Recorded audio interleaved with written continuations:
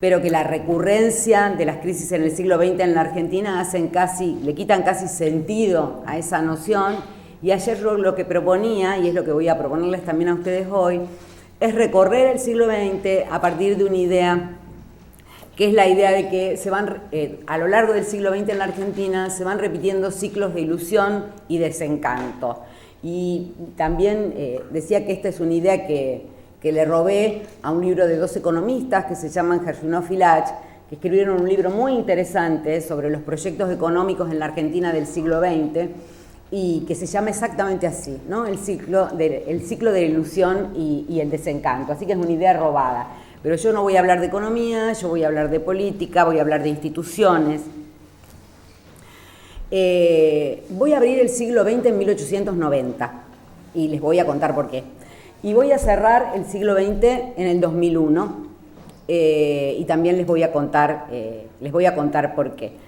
Y voy a hacer ese recorrido entre 1890 y el 2001 a través de un eje que podría ser cualquier otro, pero que es el que yo elegí para charlar con ustedes, que es el que tiene que ver con la relación entre régimen político y sistema político. ¿Qué digo cuando digo régimen? ¿Qué digo cuando digo sistema? Cuando me refiero al régimen político, me refiero a las normas, me refiero a las pautas que regulan la relación entre gobernantes y gobernados, la relación entre la nación y las provincias, la relación entre los poderes. Me refiero a los principios constitucionales, al principio republicano, al principio representativo y al principio federal, que están inscriptos en la Constitución del 53 y que nunca dejaron de estar inscriptos en la Constitución. Y cuando me refiero al sistema político, me refiero a cómo esas normas, esas reglas, se plasman en el funcionamiento concreto del sistema, en el funcionamiento concreto del sistema político, en la relación entre los actores, entre los gobiernos, y eso va cambiando a lo largo de distintas coyunturas, ¿no? Entonces, esa es un poco la relación que yo quiero seguir entre 1890 y 2001. ¿Por qué 1890 y no 1900?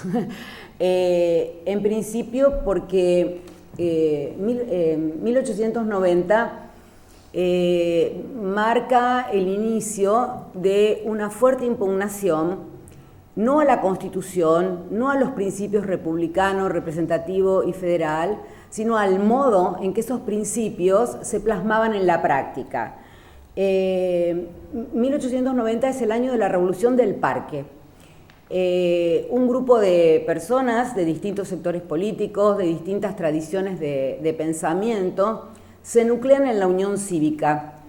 Y se nuclean en la Unión Cívica justamente para impugnar al gobierno de turno, para impugnar a gobiernos que no asentaban su legitimidad en el sufragio universal, que conculcaban las autonomías provinciales, que no respetaban la división de poderes, imperaba el presidencialismo exacerbado, el personalismo. Entonces, estos grupos se juntan para demandar ¿qué? Para demandar sufragio libre, es decir, para demandar que las normas y la práctica empezaran a coincidir. De esa revolución surgen algunas consecuencias hacia adelante. Y esas consecuencias para adelante son, en principio, la organización de partidos políticos. O sea, los partidos políticos hasta ese momento no eran aceptados, se los pensaba como elementos de disrupción, se los pensaban como elementos de división, se los pensaba como facciones, es decir, no entraban dentro del esquema de funcionamiento del sistema político. Es a partir del Parque en que los partidos modernos, los partidos tal cuales ustedes los conocen hoy, aparecen en la escena política. ¿Qué partidos? Bueno, en el Parque estaban todos. En el Parque estaba Juan B. Justo, en el Parque estaba Lisandro de la Torre, en el Parque estaba Alén, en el Parque estaba Irigoyen, pero a partir de ahí empiezan a diferenciarse, empiezan a separarse y constituyen organismos distintos. Alén, la Unión Cívica Radical en el 92, Juan B. Justo, el Partido Socialista en el 96, Lisandro de la Torre en el 8, la Liga del Sur, que en el 14 se va a transformar en Partido Demócrata Progresista. Entonces, una de las consecuencias de la Revolución del Parque si bien no cambian demasiado las prácticas hacia adelante, sí emergen estos partidos. Estos partidos que todos ellos pugnan por la apertura del sistema político, por un sistema político menos excluyente, por hacer reales, efectivas las prácticas constitucionales, ¿no? Y asentar el gobierno en la soberanía popular. ¿Cuál es la primera respuesta gobernante, digamos, a estos cuestionamientos y a estas impugnaciones? La ley Sáenz Peña. O sea, en 1912 se dicta una nueva ley electoral frente a la demanda de los partidos, frente a la demanda de esos partidos que están evaluando que hay una crisis política, pero que además hay una crisis moral en la República, o que no hay República. Y esa ley, la novedad de esa ley, la universalidad del sufragio ya estaba inscripta en la Constitución y estaba inscripta en las leyes electorales previas. Lo que esta ley introduce y cambia las cosas es la obligatoriedad y el secreto. O sea, a partir del 12, votar se tornó obligatorio y además es secreto, o sea, preserva al elector. Pero tiene otra novedad esta ley. Hasta ese momento se votaba con un sistema que se llamaba de lista completa. Es decir, el ganador se lo llevaba todo. A partir de la ley Sáenz Peña, a partir del 12, se introduce lo que se llama la representación de la minoría. O sea, pero se introduce una representación de la minoría fija, ¿no? La minoría fija en el tercio, ¿no? Un tercio para la minoría, el resto para el partido vencedor. Pero esto cambia sustancialmente las cosas hacia adelante, ¿no? Amplía el cuerpo electoral y además de ampliar el cuerpo electoral, permite que más sectores estén representados en el Parlamento. La consecuencia más directa de esta ley es el triunfo radical. O sea, a partir de que se pone en acto, bueno, el triunfo provincial primero en el 12 de los radicales en Santa Fe y después en las primeras elecciones nacionales con ley Sáenz Peña, el triunfo radical en la nación, el triunfo de Irigoyen. En términos de Irigoyen, lo que había pasado en ese momento era que la causa se había impuesto al régimen, ¿no? La religión cívica había logrado derrotar a los gobiernos electores, ¿no? A los gobiernos que conculcaban el sufragio. En realidad, a partir de 1916 entonces, los radicales ocupan el poder por 14 años. Entre 1916 y 1914 tenemos gobiernos radicales. El sistema político se democratiza, ¿no? Se amplía el cuerpo electoral, comienza la lenta construcción de la ciudadanía, al ciudadano había que construirlo, y los partidos empiezan a adquirir legitimidad como instrumentos, digamos, para reclutar electores, pero además como correas de transmisión entre la sociedad y el Estado. Sin embargo, esta república que intenta constituirse como democrático-liberal va a sufrir rápidamente una serie de impugnaciones. Se abre muy tempranamente lo que yo llamo un conflicto de legitimidades. Es decir, el resto del espectro partidario, todos aquellos que no son radicales, los socialistas, los conservadores, los demócratas progresistas, impugnan rápidamente al gobierno radical, cuestionan rápidamente al gobierno radical y el enfrentamiento se torna, en lo discursivo más que en la práctica, irreductible. Se traslada al Parlamento, se traslada a la prensa, se traslada a todos los foros. En realidad, todos estos partidos impugnan al radicalismo, pero lo impugnan también en nombre de la democracia. Lo que le adjudican al radicalismo es que en realidad la democracia liberal no se está plasmando, ¿no? La democracia, según estos sectores, había adquirido con el radicalismo formas plebiscitarias.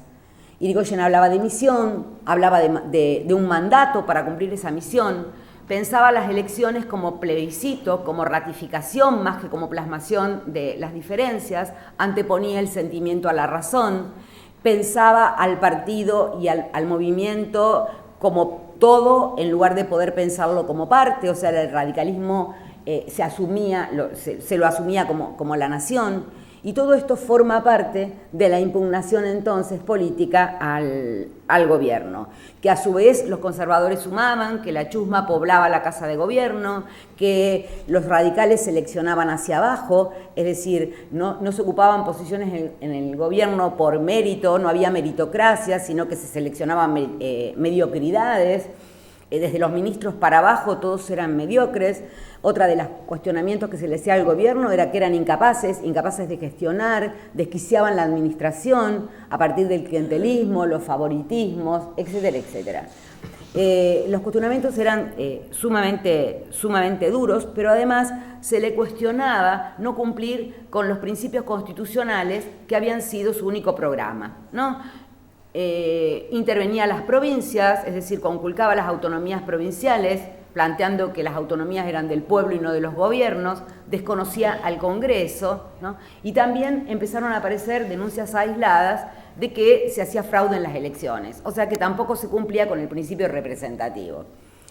En realidad,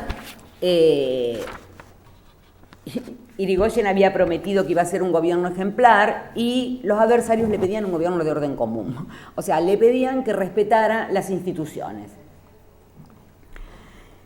¿Por qué yo hablo de un conflicto de legitimidades? Porque en realidad estos sectores políticos que habían participado de la gestación de la reforma del 12, que habían aceptado, digamos, la transformación del sistema electoral para dar paso a las minorías, ahora estaban decepcionadas con la forma que asumía el gobierno. Digo, la profesión de fe democrática les alcanzaba para aceptar que todos podían votar, pero no les alcanzaba para aceptar el resultado de las urnas. La decepción venía porque los que habían triunfado eran los radicales. El problema estaba para estos sectores, sobre todo para los sectores conservadores, en que la plasmación de una democracia de masas implicaba que el número, las mayorías, empezaban a avasallar a la razón, empezaban a avasallar al gobierno de los capaces, al gobierno de aquellos que se sentían legitimados por su posición social, cultural, etcétera, etcétera, para gobernar, ¿no? O sea, la decepción en este caso se empezaba a traducir en la idea de que reformar la ley electoral había sido totalmente prematuro. No teníamos un pueblo educado para elegir y menos un pueblo educado para hacerse cargo del gobierno, ¿no? Entonces, este intento de constitución de una república y una república en clave democrática se ve rápidamente tensionado por este conflicto de legitimidades.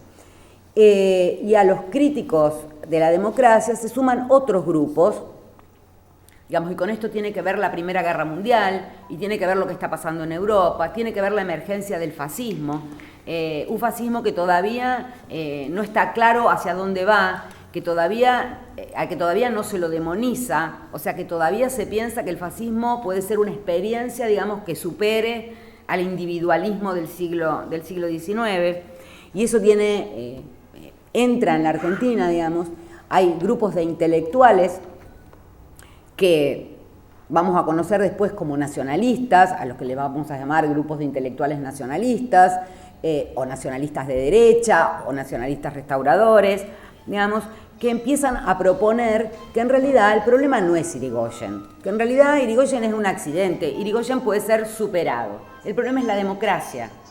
Digamos, ya no están decepcionados con el modo en que la democracia se pone en acto, sino que lo que empiezan a plantear hacia fines de la década del 20 es que la democracia no funciona como régimen, que hay que transformar el régimen político, ¿no? Que hay que reemplazar la representación territorial, el principio representativo de cada hombre un voto, por alguna forma de representación corporativa, de representación funcional. O sea, que ya no se sienten en el Parlamento aquellos seleccionados por los partidos y elegidos por la población individualmente, sino que se tienen que sentar en el Parlamento los agricultores, los ganaderos, aquellos que representan intereses concretos, los intereses del agro, los intereses de la industria, los intereses del comercio, las corporaciones, ¿no? Ellos también en ese momento suman que tienen que sumarse al Parlamento las universidades, la jerarquía eclesiástica, las Fuerzas Armadas.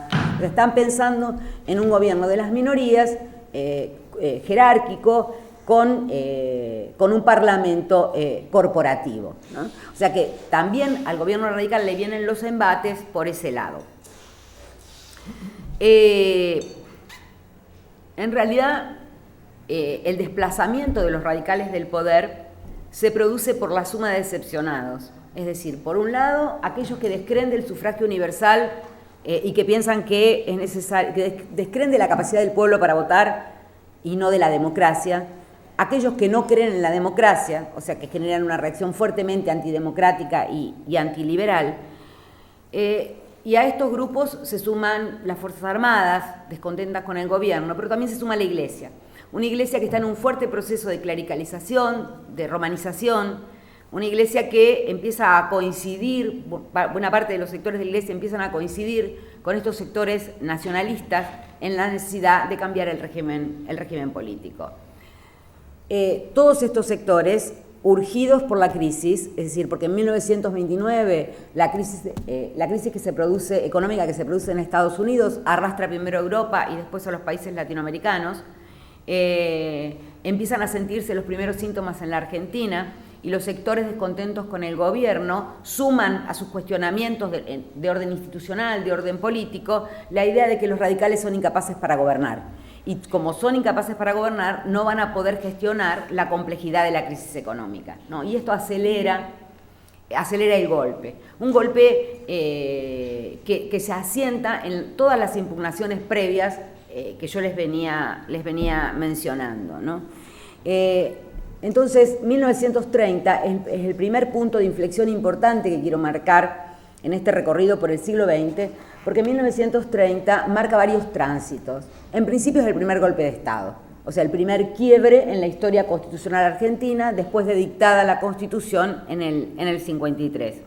Pero además, 1930 marca el tránsito de un tipo de Estado, al que llamamos Estado liberal, que es el Estado mínimo, el Estado que interviene poco, a un Estado que sienta las bases del intervencionismo, ¿no? Un Estado que va a empezar a mediar, que va a empezar a regular, que va a empezar a asumir funciones que hasta ese momento pertenecían al ámbito de lo privado, ¿no?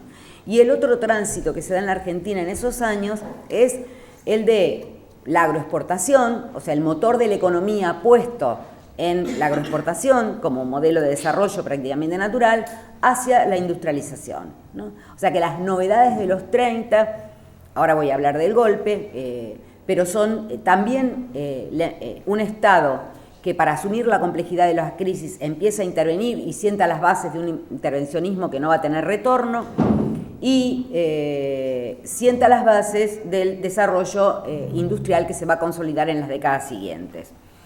Vuelvo al golpe, porque lo que nos convoca es esta cuestión político-institucional, ¿sí? El golpe del 30 marca algunas cuestiones que van a reiterarse después hacia adelante en todos los golpes. Se llama revolución, se llama a sí mismo revolución. O sea, ¿por qué un golpe se llamaría revolución? ¿Por qué asumirían los golpistas el nombre de revolucionarios? Es decir, pero lo cierto es que a partir de aquí vamos a tener la Revolución de Junio, la Libertadora, la Argentina, excepto en el 76, todos los golpes de Estado tomaron el nombre de revolución. En realidad, esa idea y la otra constante hacia adelante en los golpes es que entre los golpistas va a haber coincidencias entre lo que no quieren, entre lo que quieren destruir, pero nunca entre lo que quieren construir hacia adelante. Todos los gobiernos que surgen de golpes militares van a tener siempre dos alas, y a veces tres, digamos que no se van a poner de acuerdo en torno a cuál es el orden social a construir hacia adelante. En el 30 los golpistas tienen claro que quieren desradicalizar, y en el 55 que quieren desperonizar, pero no mucho más que eso. Vuelvo a esta idea del golpe y a esta idea de las dos alas.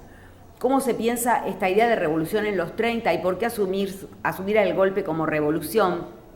En realidad porque dentro de los golpistas hay quienes plantean esta revolución como una continuidad, es decir, vuelven a la idea decimonónica, a la idea del siglo XIX de revolución, vuelven a la idea que habían sustentado los revolucionarios del Parque en 1890 y plantean que esta interrupción del gobierno constitucional se produce para profundizar la democracia. También en el 55 los golpistas van a decir lo mismo. O sea, es un golpe que buena parte de los que están adentro lo piensan, los partidos políticos, un sector del ejército liderado por el general Justo, lo piensan como quitarle a la democracia las formas plebiscitarias, ¿no? La idea de mandato, de plebiscito, de sentimiento, etcétera, etcétera, y construir una democracia procedimental mucho más sólida, con instituciones mucho más sólidas. Este es uno de los sectores del golpe. Y otro de los sectores del golpe, representado por el presidente, por Uriburu y por estos grupos nacionalistas que apoyaron el golpe, es ya no restaurar la democracia, sino reformar el régimen político hacia adelante. O sea, instaurar un Estado con cierta semejanza a los estados corporativos. Eso implicaría eliminar el sufragio universal, derogar la ley Sáenz Peña y eliminar a los partidos políticos, ¿no? Esto es lo que los nacionalistas pretenden. Pero Uriburu no logra consenso para reformar la Constitución, y acá los decepcionados, aquellos que se desilusionan rápidamente del golpe, de Uriburu, y etcétera, etcétera, son los nacionalistas. ¿Sí? Acá el grupo de decepcionados son estos grupos nacionalistas que, a pesar de que no van a tener peso en términos de ocupación de espacios, sí en el sector educación, siempre ocuparon espacios en el sector educación, pero no mucho más, sí van a adquirir peso político, ¿no? Sí se van a transformar en grupos de presión. Y sí, buena parte de los planteos de estos grupos nacionalistas, de algún modo hacia adelante, van a permear, van a aparecer en otros discursos, en otros cuerpos de pensamiento, etcétera, etcétera. Entonces, nacionalistas que se transforman en un factor de poder, y además fuerzas armadas que dejan rápidamente el gobierno, porque el gobierno se presenta como un gobierno provisional, no logra reformar la Constitución, llama elecciones, le da paso a los civiles, pero las fuerzas armadas dejan el gobierno, pero no dejan, a partir de ahí hacia adelante, digamos, no pierden poder. Se convierten en un actor más en la arena política, en un actor que tiene capacidad de presión, que tiene capacidad de veto, que en muchas coyunturas de la historia argentina se va a transformar en árbitro de los actores políticos, ¿no? Y una iglesia que sigue adquiriendo peso. O sea que en la escena política de los años 30 tenemos nuevos actores, digamos, que empiezan a adquirir peso en el sistema político, ¿no? La novedad de este tránsito, digamos, hacia el gobierno civil, que va a marcar los años que van de 1932 a 1943, es que en realidad no se cambia el régimen político, los discursos de los mandatarios hablan de democracia, de república, etcétera, etcétera, pero el principio representativo es el que se transgrede permanentemente. Es decir, el fraude se transforma en sistemático, y la mayor parte de las elecciones del periodo están permeadas por el fraude. Sobre todo a partir de 1935, cuando el radicalismo que se mantenía en la abstención, levanta la abstención, vuelve a la arena electoral, y eso hace que el fraude se incremente mucho más para poder frenar el avance del radicalismo hacia el Parlamento o hacia lugares de gobierno, ¿no? Por eso algunos autores ustedes van a encontrar que cuando se refieren a estos años hablan de restauración conservadora. ¿Qué están planteando? Lo que están planteando es que la Argentina de los 30 vuelve al 80 del siglo XIX, a los gobiernos de electores, al fraude. En realidad, la Argentina de los años 30 es una Argentina bastante diferente a la Argentina de los años 80, pasó por 14 años de gobiernos radicales, se fortalecieron los partidos, el ciudadano empezó a constituirse como tal, o sea que las semejanzas están más bien en este mecanismo del fraude que en otras cuestiones, ¿no? La otra cuestión que me interesa proponer en relación a los años 30 y en cuanto a cuáles son los actores que ocupan la escena política es que En los años 30, la crisis económica transforma enormemente al Estado. Un Estado que, como les decía al principio, amplía sus funciones, y en la medida que amplía sus funciones, crece, se amplía enormemente, ¿no? Una organización burocrática, una organización administrativa que se expande. Y esa expansión se hace a partir de modalidades administrativas nuevas, de modalidades administrativas inéditas en la Argentina hasta ese momento. Cuando se crean las juntas reguladoras de la producción, mecanismos para controlar el cambio, las finanzas, la moneda. En el 35 se crea el Banco Central, se crea el sistema impositivo casi como lo conocemos hoy, porque en los años 30 se crea el impuesto a los réditos, y entonces con el impuesto a los réditos la DGI. Todos estos organismos que se crean para intervenir en la economía, para regular la producción, para regular la relación entre producción y consumo, incorporan en su seno, bajo la forma de comisiones consultivas, de comisiones asesoras, a representantes de las corporaciones. O sea que miembros de la sociedad rural, o el propio presidente de la sociedad rural, de la Unión Industrial Argentina, de la Bolsa de Comercio, o sea, los representantes de los intereses de los sectores económicamente predominantes pasan a ocupar tareas de consulta, de asesoramiento en el aparato del Estado. ¿Por qué yo introduzco esto para hablar del sistema político, del poder? Porque de algún modo estos sectores comienzan a participar de la diagramación de las leyes. En el seno de estos organismos consultivos se diagraman las leyes para los distintos sectores de la producción. Leyes que por supuesto va a discutir el Parlamento. O sea, el Parlamento funciona, el Parlamento puede ratificar o rectificar. De hecho, que las leyes en el seno del Parlamento se discuten, pero de algún modo la novedad reside en la introducción de los intereses en el Estado, ¿no? O sea, las corporaciones, los nacionalistas proponían un parlamento corporativo. El parlamento corporativo, no hay consenso para cambiar el régimen político en la Argentina en ese momento, ¿sí? No hay parlamento corporativo, pero sí hay presencia de las corporaciones, digamos, a partir de los años 30 en la Argentina, en los organismos consultivos del Estado, ¿no?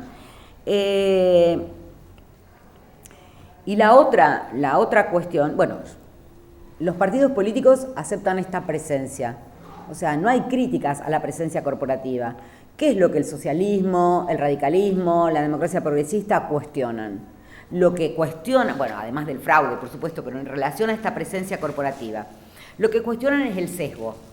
Lo que ellos plantean es que en realidad el gobierno convoca a la sociedad rural, a la Unión Industrial Argentina, a la Bolsa de Comercio, pero no convoca a la CGT, no convoca a representantes de los organismos de consumidores, de las cooperativas, es decir, no hay sectores medios, no hay obreros en el seno de estos organismos participando de esta definición de las políticas. Bueno, la CGT se había creado justamente en el momento, días después del golpe, ¿no? A partir de ahí tenemos CGT en la Argentina, Confederación General del Trabajo.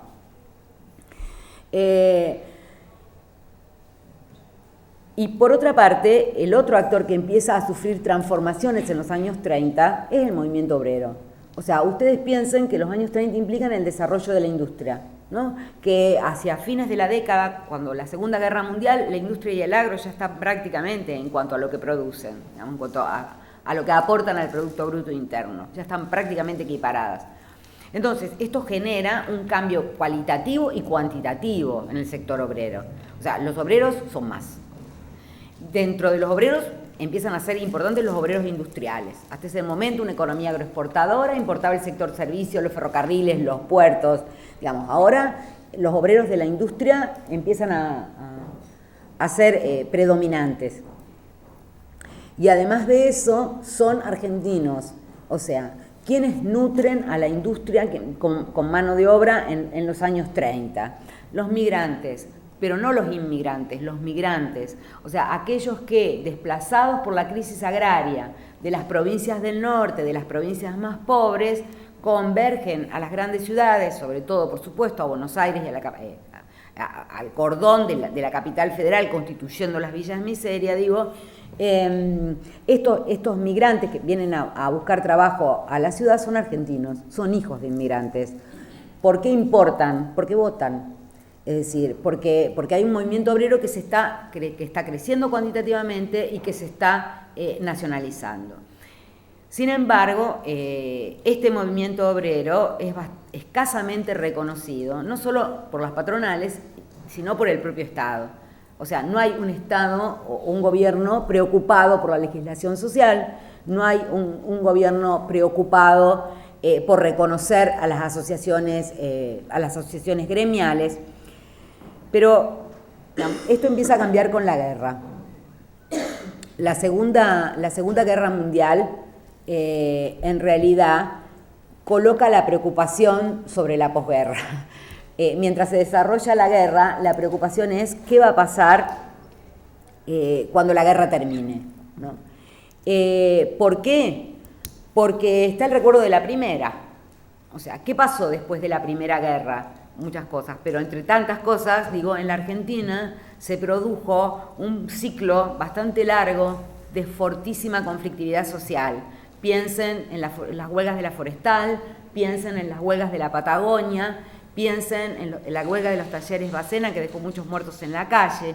Es decir, todos esos conflictos se generaron en la Argentina a partir de la Primera Guerra. Entonces, la preocupación por la posguerra es una preocupación también por evitar la conflictividad social, ¿no? Y evitar una conflictividad social y evitar otra cosa, evitar lo que ya en ese momento se llama el fantasma rojo, evitar el avance del comunismo. ¿Por qué?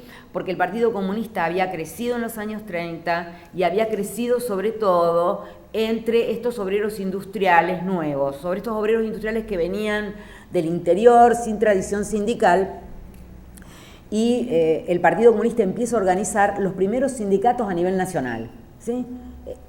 La madera, la construcción, o sea, sindicatos difíciles de organizar por la dispersión, la carne, digamos, tienen liderazgo comunista.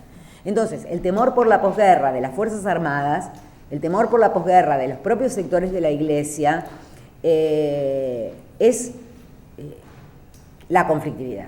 ¿Cómo frenar la conflictividad social? ¿Cómo evitar que se repita lo que pasó entre 1919 y 1921 en la Argentina?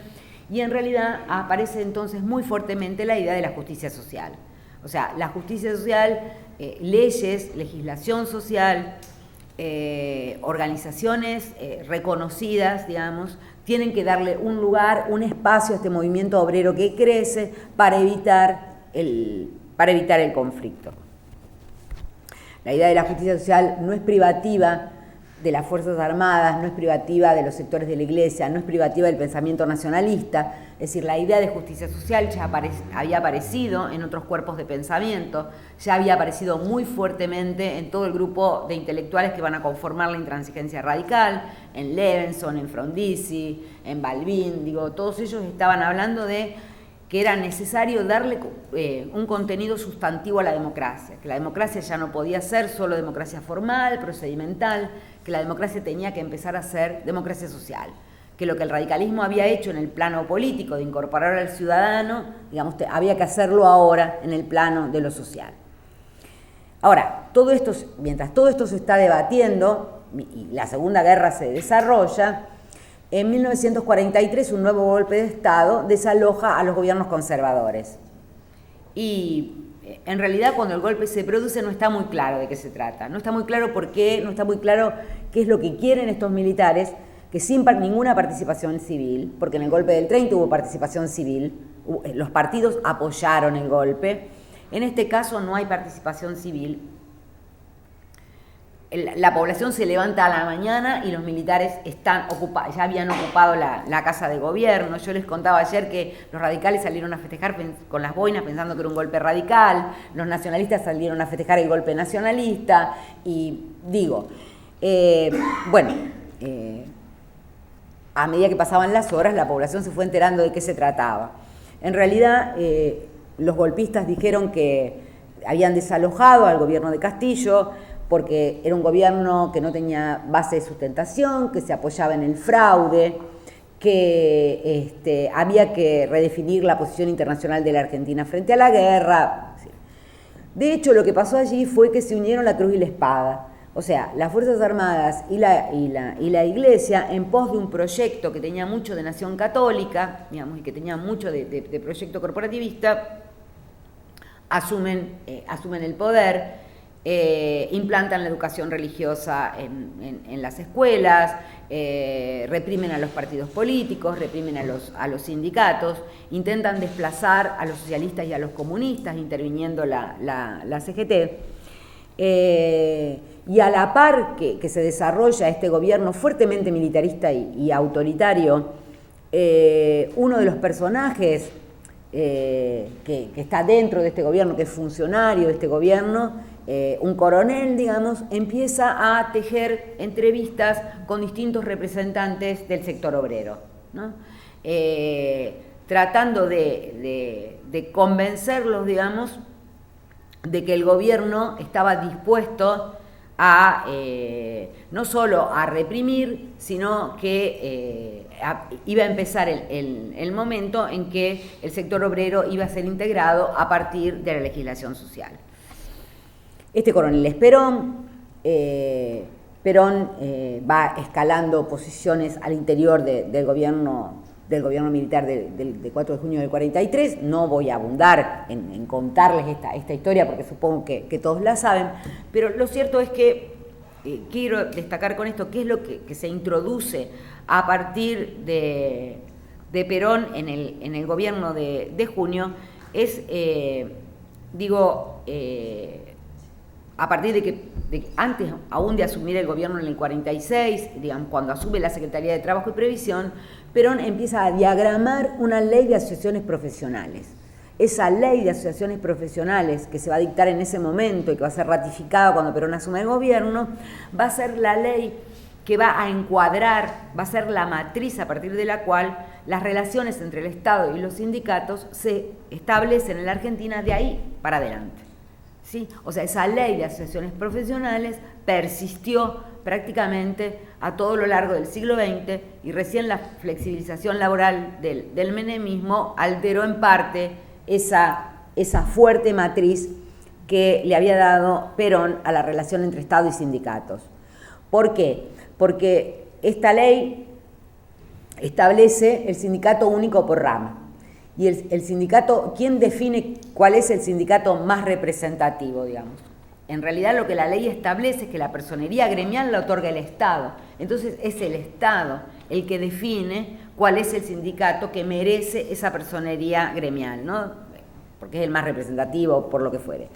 Digo, esto le da al Estado un enorme control sobre el movimiento sindical, siempre que el Estado sea un Estado fuerte y pueda ejercerlo. Y eso lo hizo el gobierno peronista, pero no lo pudieron hacer los gobiernos no peronistas de allí en más, digamos. Es decir, a partir del peronismo, a partir de los años 40, 50, entonces, tenemos otro actor que incorporar a la arena política, ¿no? El sindicalismo se incorpora como actor de pleno derecho a la arena política, es reconocido, es integrado. Paralelamente comienza la etapa de la legislación social, de las políticas de bienestar. O sea, si pensamos a la etapa radical como la de la ciudadanía política, solemos hablar del peronismo como la etapa de la ciudadanía social, ¿no? O sea, se da un paso más allá en términos de incorporación de los ciudadanos al Estado. Sabemos que el peronismo favorece la industria en detrimento del agro, que redistribuye el ingreso vía salarios, que difunde políticas de bienestar. ¿Y qué más sabemos? Sabemos que se vuelve a una situación exacerbada que ya se había dado entre 1916 y 1930, que es que entre el gobierno y la oposición, digamos, y la oposición política, el conflicto se torna irreductible. Que los sectores, el resto de los partidos políticos que no son el peronismo, aún antes de que Perón asuma el gobierno, cuando Perón es funcionario del gobierno militar, digamos, lo definen como fascista. O sea, los conservadores, los radicales, los socialistas, los comunistas, los intelectuales, caracterizan a Perón y a su proyecto como un proyecto fascista. Leen a Perón en una dicotomía constituida en los años 30, cuando el campo político se divide entre fascistas y antifascistas. Perón es fascista para la oposición. Y eso no se va a modificar como caracterización a los 10 años que Perón ocupa el gobierno.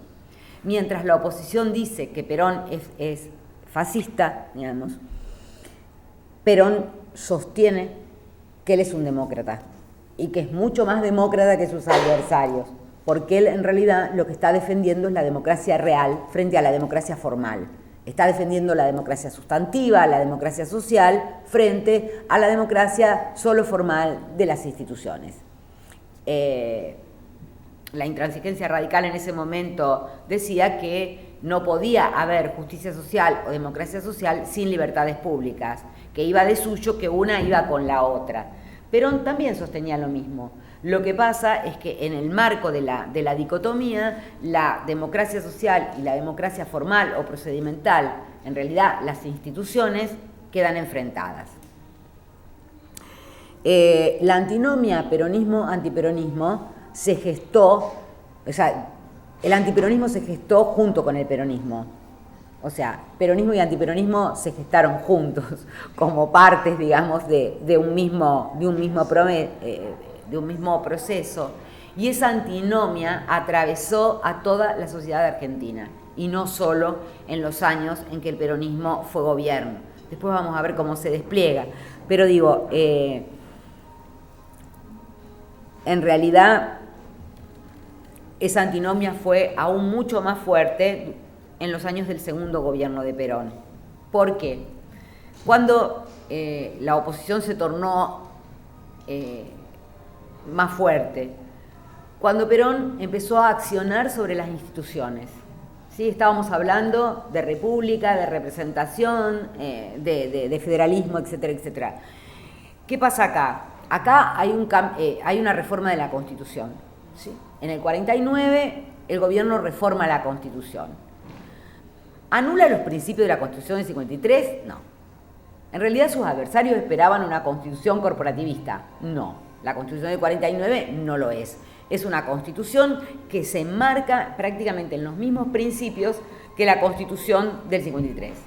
Incorpora derechos sociales, sí, actualiza derechos sociales, se plantea la cuestión del subsuelo, etcétera, etcétera. Ahora, ¿qué es lo que introduce esa Constitución que molesta a la oposición? La reelección. O sea, esa Constitución habilita un periodo más en un sistema que de hecho, de suyo y sin que se lo transgreda, de por sí es presidencialista. Digamos, el presidente tiene un fuerte peso al interior del sistema. Pero no solo reforma la Constitución, sino que dicta una nueva ley de partidos políticos que prohíbe las coaliciones, o sea, los partidos ya no van a poder unirse, no van a poder establecer alianzas para enfrentar al partido en el gobierno, porque las coaliciones solo van a poder funcionar si se arman como nuevo partido después de 3 años de armadas. Y esta ley, Perón la dicta en el 49 y las elecciones son en el 51. O sea que coyunturalmente esa ley les impide a los partidos de la oposición sumar para tratar de enfrentar al peronismo en las urnas. Y finalmente, en el 51, el peronismo deroga la ley Sáenz Peña y la cambia por otra ley electoral. Esa ley electoral del 51, que fue derogada rápidamente después del golpe, vuelve a una ley de 1904. Es decir, es una ley que se llama, cuyo sistema es el de la circunscripción uninominal. ¿Sí? O sea, se suprime el sistema de lista, se suprime el sistema de representación de la minoría fija en el tercio y se eligen se divide el país en tantas circunscripciones como representantes vayan al Congreso. Bueno, cada provincia y el país en su conjunto. ¿Qué le posibilita esto al peronismo? Que en las elecciones siguientes, a partir de la aplicación de la ley uninominal por circunscripciones, una bancada opositora que había descendido un poco, que al principio había sido de 44, etcétera, etcétera, sobre 158 representantes parlamentarios, ahora baja a 12, con la misma cantidad de votos. O sea, la oposición reúne prácticamente la misma cantidad de votos que en las elecciones previas, pero su representación en el Congreso se achica a 12 personas. ¿Por qué? Por el modo en que se trazaron las circunscripciones. Es decir, la circunscripción posibilita un mayor control del gobierno sobre el electorado, digamos, y además, bueno, el ejemplo más claro que yo les daba ayer, y lamenté no llevar un mapa y hoy tampoco lo traje, pero digo, el mapa que más se conoce y que los libros de historia publican es el mapa de las circunscripciones de la capital federal. Porque en el mapa de las circunscripciones de la capital federal, en el trazado de las circunscripciones, Barrio Norte queda unida a La Boca. Entonces, el hecho que en la circunscripción aparezca unido un barrio de sectores obreros con un barrio de los más ricos de Buenos Aires, hace que La Boca contrapese el peso de Barrio Norte, ¿sí? Que el electorado peronista pueda triunfar en la circunscripción, ¿no? La oposición en ese momento es cuando se exacerba más, digamos, ¿no? Y es cuando más se empieza a pensar en la posibilidad de que el desplazamiento del peronismo tiene que venir vía golpe, porque en realidad el gobierno no les deja resquicios para operar ni desde las urnas, ni desde el Parlamento, etcétera, etcétera.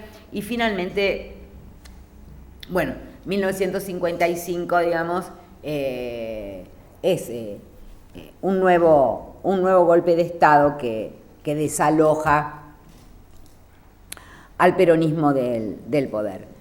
Y 1955 abre un ciclo absoluto de inestabilidad política, un ciclo nuevamente de alternancia de gobiernos civiles y militares, de ausencia de hegemonía, de imposibilidad de instaurar un orden, de imposibilidad de lograr el crecimiento, lograr estabilidad y mucho menos crecimiento económico.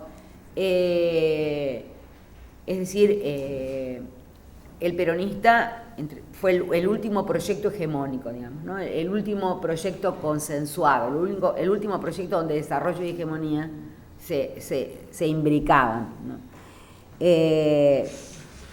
Y en realidad, 1955 inauguró otro problema.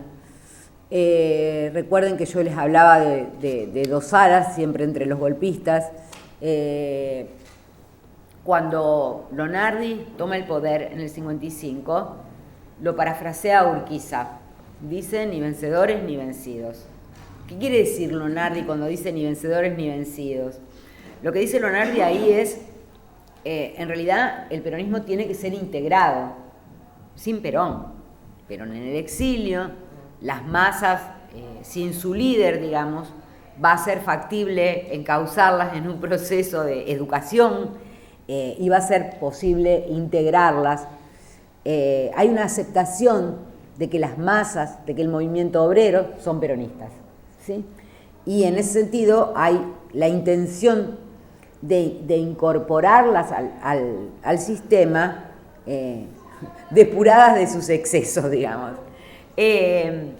Eso quiere decir ni vencedores ni vencidos, pero eso le cuesta a Lonardi el gobierno. O sea, Lonardi dura 60 días, porque hay otros sectores liberales, ya no nacionalistas católicos como Lonardi, sino liberales dentro de las Fuerzas Armadas, que dicen, no, señores, acá hay vencidos. O sea, si hicimos la revolución es para algo.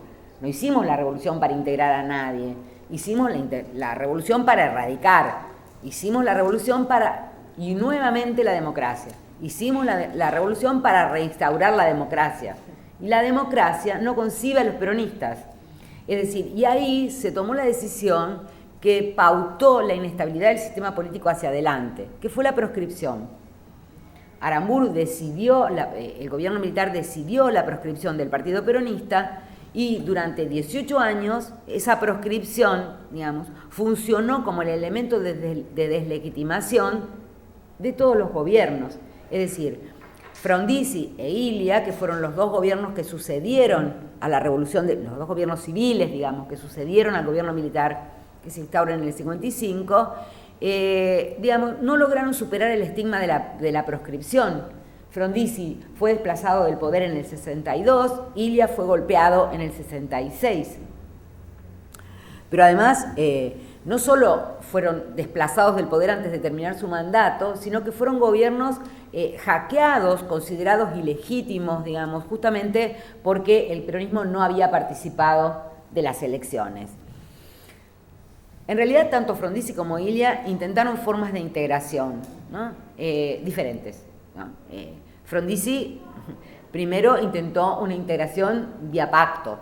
O sea, Frondizi pacta con Perón, y cuando pacta con Perón, y en el 59 el Perón dice, Frondizi pactó conmigo, digamos, con el pacto se mantenía en secreto, digo, eso deslegitima totalmente las elecciones que le dieron el triunfo. Pero no solo intentó integrar vía pacto, también intentó, ratificó la ley de asociaciones profesionales del peronismo, digamos, e intentó integrarlos a un proyecto desarrollista que implicaba la profundización del desarrollo industrial. Ilia también intentó incorporar al peronismo por la vía electoral, levantó la proscripción, bueno, Frondizi la levantó en el 62 y lo desplazaron, Ilia la desplazó en el 65 y los militares lo desplazaron. ¿Qué pasaba con los militares acá? Los militares también nuevamente habían dejado el gobierno, pero no habían dejado el poder. Y no habían dejado el poder y se habían transformado en árbitros, se habían transformado en custodios de los gobiernos civiles que les sucedieron. Y además se habían transformado en custodios de la civilización occidental y cristiana. ¿Qué quiero decir con esto? Quiero decir con esto que a partir del 58 y sobre todo el 59, el ejército argentino empieza a transformarse internamente a partir de una nueva doctrina que lo cementa, ¿sí? Ya no es la nación en armas, ya no es el enemigo afuera de las fronteras el que el ejército tiene que defender, sino que en este momento empieza a entrar a la Argentina una doctrina que viene de Francia, que viene de las guerras de descolonización, que viene de Argelia, que viene de Indochina, que después se va a profundizar en los Estados americanos con Cuba, que es la doctrina de la seguridad nacional. La doctrina a partir de la cual las Fuerzas Armadas de los distintos países son custodias de la civilización occidental y cristiana, y son custodios de las fronteras internas. O sea, ya el enemigo no está más afuera, el enemigo no está fuera de la frontera, el enemigo está adentro, es un enemigo diferente, es un enemigo que se infiltra, es un enemigo que no se puede combatir con la guerra convencional, hay que pensar en otras formas de combatirlo, es el enemigo subversivo, ¿sí? Con Cuba esto recrudece porque indudablemente Norteamérica está presionando para preparar a los ejércitos americanos en la contrainsurgencia, para evitar que una nueva Cuba se instale en el continente. Lo que pasa es que en la Argentina, digamos, el comunismo, que es el enemigo interno de la doctrina de la seguridad nacional, es un partido pacifista, legalista, digo, no aparece como un enemigo interno a combatir, pero el que sí aparece como un enemigo interno a combatir es el peronismo. O sea, el enemigo interno de los militares es el peronismo, ¿sí? Por eso los militares se transforman ¿en qué? Se transforman en guardianes de que el peronismo no pueda ser incorporado, no pueda ser reintegrado a la arena política, ¿no? Guardianes y custodios de la no integración. El otro elemento de estos años, que tiene que ver con el problema que estábamos tratando de desarrollar, es ¿qué pasa con el valor que tiene la democracia como régimen? O sea, ¿cómo se piensa en esos años la democracia, ¿no? Con un peronismo proscripto, con los militares con un fuerte peso en la arena política, con las corporaciones avanzando en la definición de las políticas públicas. En realidad, la democracia pierde valor, la democracia deja de ser la utopía, deja de ser el horizonte, la construcción de la democracia deja de ser el horizonte a alcanzar. Y deja de ser el horizonte a alcanzar a la izquierda y a la derecha del espectro político, digamos. Para la derecha, y esto se ve claramente durante el gobierno de Ilia, y cuando digo la derecha digo también las Fuerzas Armadas, la democracia engendra desorden. La democracia, en términos de doctrina de la seguridad nacional, es incapaz de controlar la subversión. Pero además, el gobierno democrático tampoco garantiza niveles adecuados de desarrollo. ¿no?, de profundización del capitalismo, de profundización del desarrollo industrial. Ilia no lo está haciendo y se le endilga a la democracia, digamos, el problema. Y por otra parte, para la izquierda, para esa nueva izquierda que se está constituyendo al calor de la Revolución Cubana, de las luchas de descolonización, que esta izquierda que en el caso argentino es una izquierda que está intentando entender al peronismo, digamos que quiere superar al socialismo y al comunismo, a la versión tradicional socialista y comunista sobre que el peronismo es fascismo, y quiere tratar de entender esto en toda su complejidad. Para esa izquierda la utopía deja de ser la democracia, el horizonte a construir deja de ser la democracia y pasa a ser la revolución. O sea, la revolución se transforma en la nueva utopía, ¿no? Para los militares va a ser la revolución argentina, va a ser el golpe de Estado. Y para la sociedad y para la izquierda va a ser la radicalización, ¿no? O sea que todos estos elementos se desatan, se despliegan en la Argentina posperonista, en la Argentina... una vez yo dije esto y me dijeron no hay Argentina posperonista todavía. En la Argentina posperonista digo en la Argentina post 55, ¿no? Y de allí, de la doctrina de la seguridad nacional, de la necesidad de imponer orden y de desarrollar la economía, surge el golpe del 66. O sea, los golpistas del 66 ya no se proponen restaurar la democracia, como en el 55 o como en el 30 discursivamente. O sea, los golpistas del 66 lo que se proponen es imponer el orden y desarrollar la economía. La pregunta es ¿qué orden? O sea, ¿cuál es el orden en el que Onganía está pensando en el 66? Indudable y claramente un orden sin política. O sea, para los golpistas del 66, imponer el orden, disciplinar a la sociedad, implica suprimir por decreto la política, ¿no? Primero eliminar las mediaciones. Esto lo hace todo golpe, cerrar el Parlamento, suprimir las elecciones, nombrar a los gobernadores desde el Poder Ejecutivo. Pero en este caso esto va bastante más allá en términos de qué significa suprimir la política. Se suprimen todo tipo de mediaciones entre el Estado y la sociedad, se intervienen se elimina la reforma universitaria en las universidades, los principios de la reforma, se cierran medios de comunicación, pero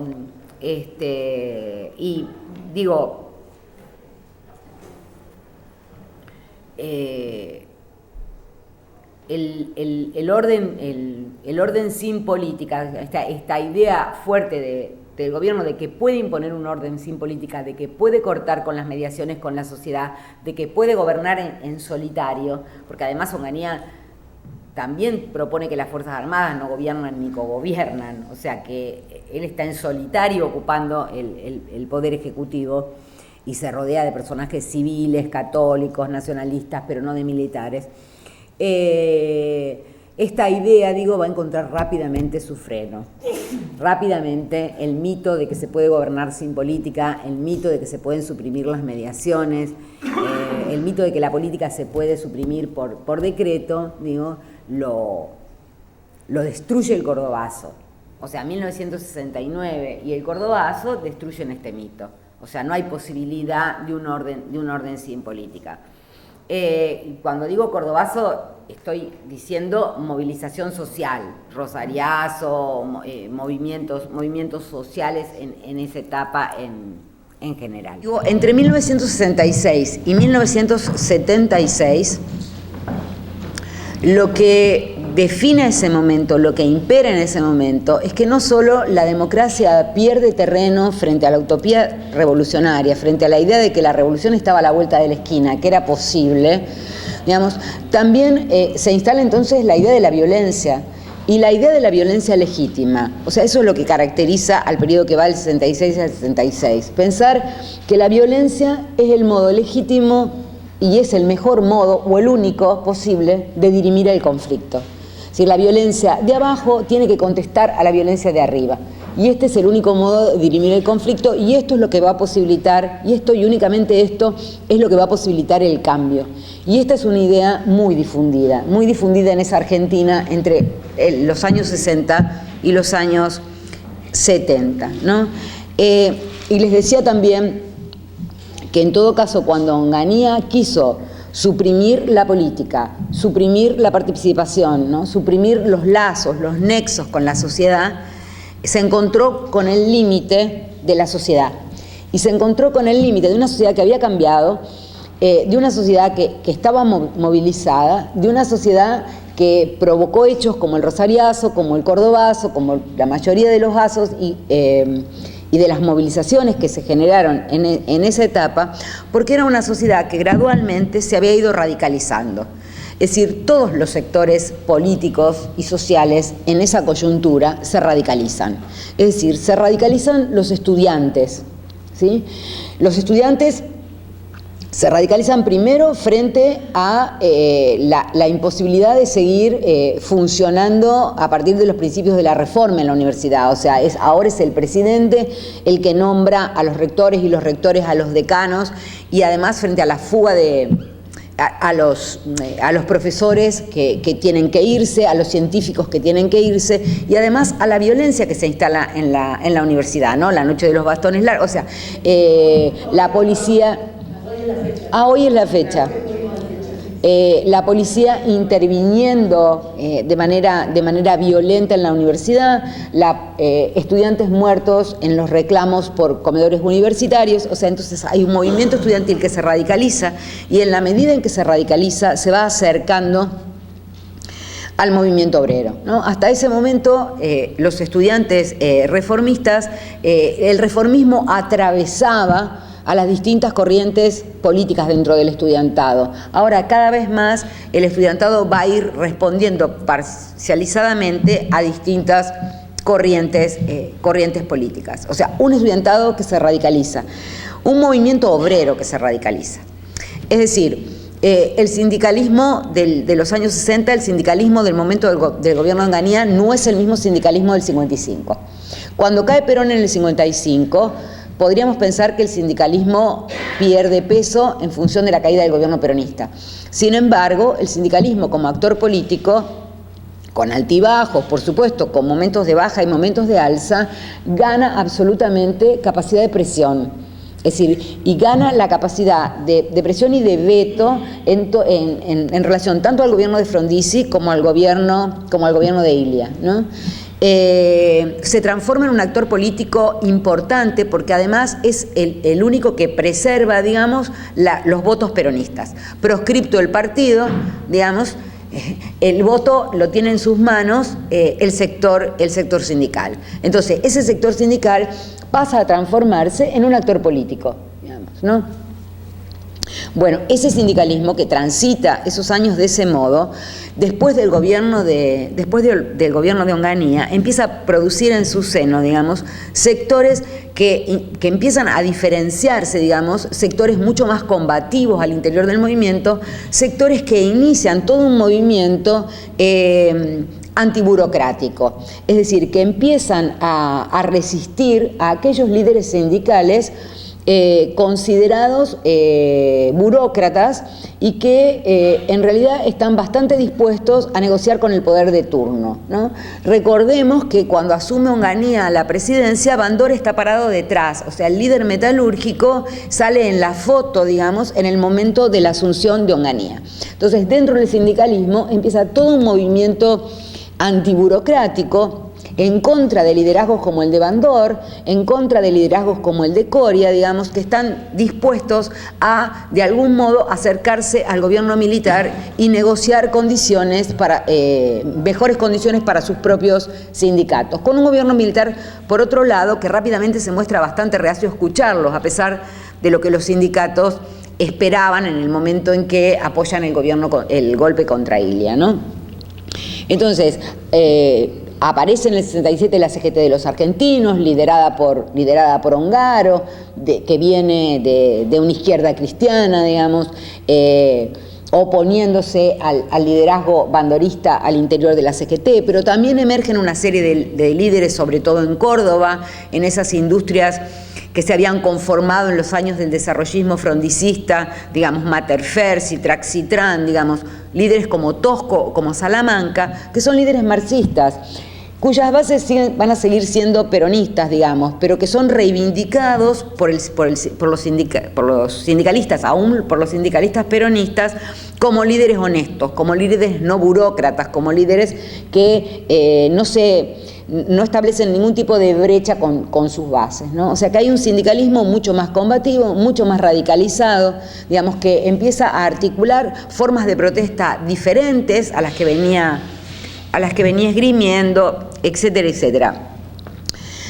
Digo, estudiantes radicalizados, sindicalismo que empieza a radicalizarse, también la Iglesia. Hoy hablábamos de la Iglesia y yo decía, bueno, hay que diferenciar también sectores al interior de la propia Iglesia. Hubo un momento de mucho debate en la Iglesia argentina, que fue el momento preconciliar, es decir, preconcilio Vaticano II, donde la Iglesia empezó a discutir desde cuestiones de liturgia, de cómo dar la misa, decía en latín o no en latín, pero además empezó a discutir cuestiones que tenían que ver con el poder terrenal, es decir, cuál era el lugar de la Iglesia en la sociedad, cuál era el lugar de la Iglesia en relación a los pobres,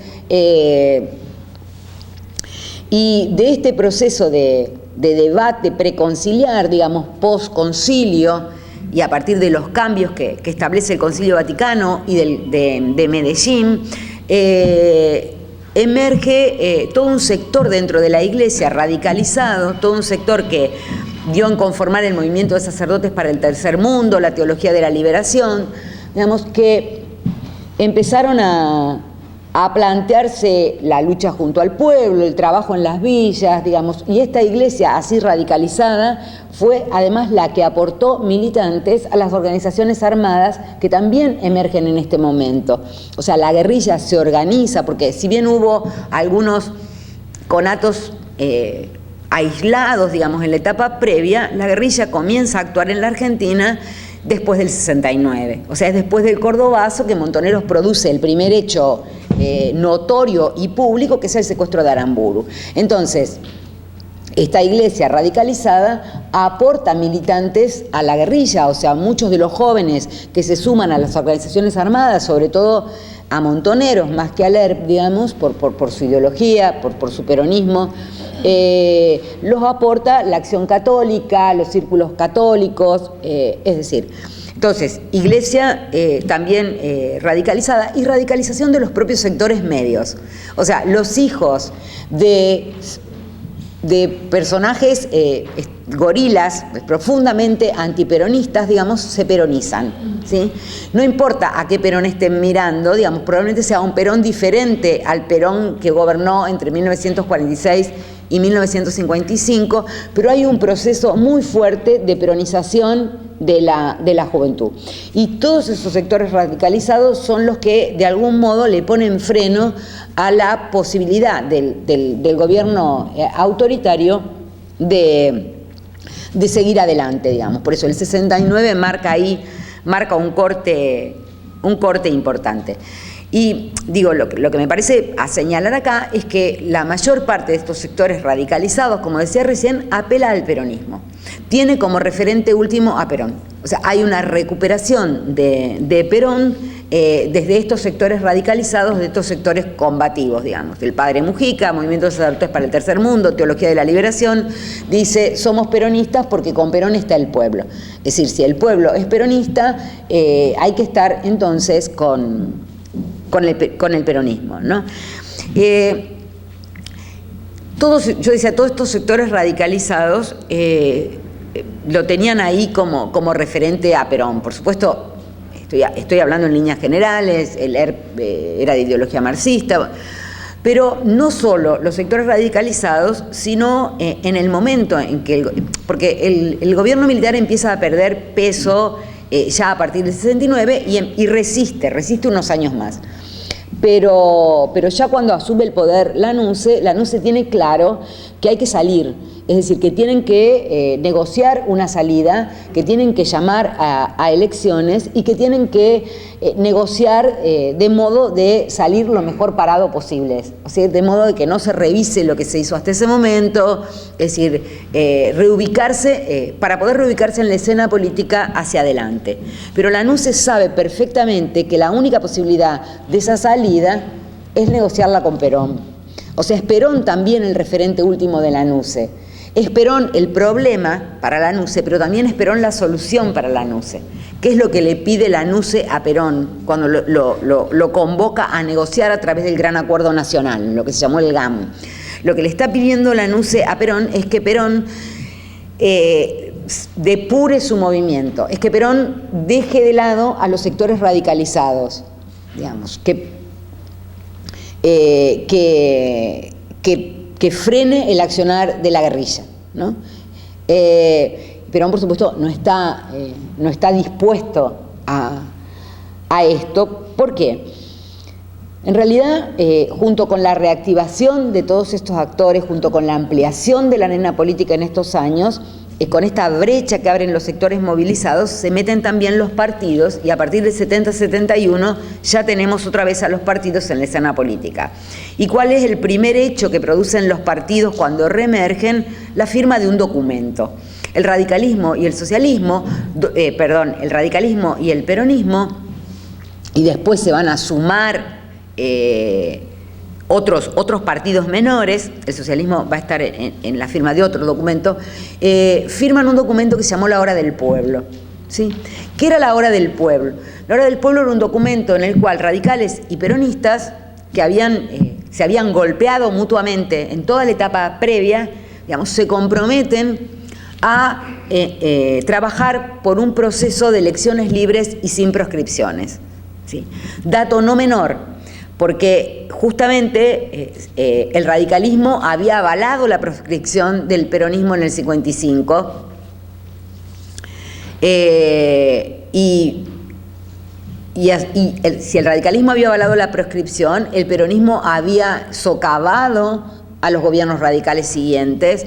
Entonces acá hay un compromiso por transitar el camino hacia la institucionalización, por transitar el camino hacia las elecciones, por salir del gobierno militar y por salir comprometiéndose a que si había proscripciones se retiraban del proceso eleccionario.